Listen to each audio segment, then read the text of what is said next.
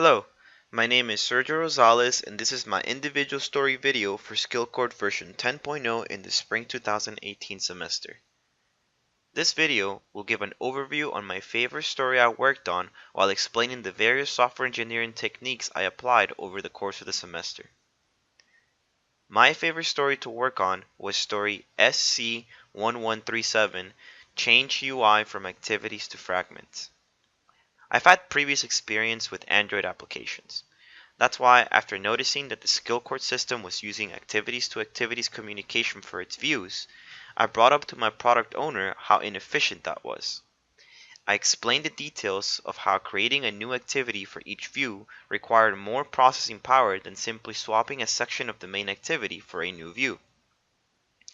After hearing my reasoning behind the matter, the product owner approved changing the UI to a more efficient one as a requirement.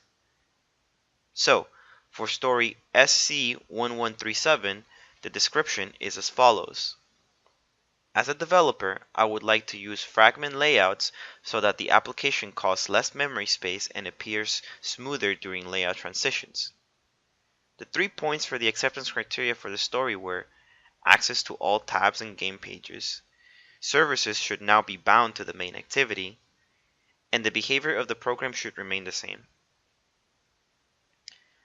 These are the details of the use case.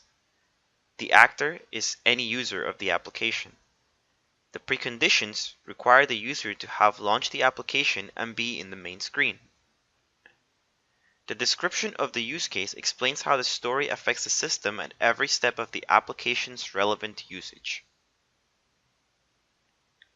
The use case diagram depicts how the user will have access to a navigation view, and from there he can access all other views. The Create Game view contains access to 2 more views. The sequence diagram shows the flow of events when a user wants to navigate through the application. First, the user clicks on a tab. The action is received by the main activity, which then sends a request to change the view to the navigation fragment. The navigation fragment is then in charge of figuring out which fragment is being requested and then sends a more specific request to the support fragment manager.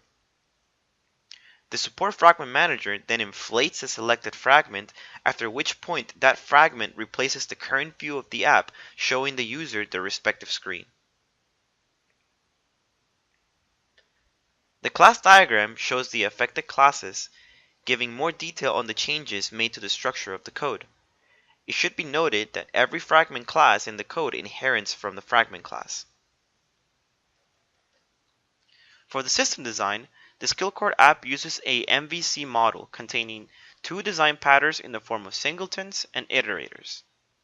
The application also contains 2 running services in the background, one for the connected pads and one for the game. This allows both of those elements to run in the background. The pads connect to the application via Wi-Fi hotspot using DNS protocol to locate the network. Here's a list of the system deployment technologies used for the making of this project.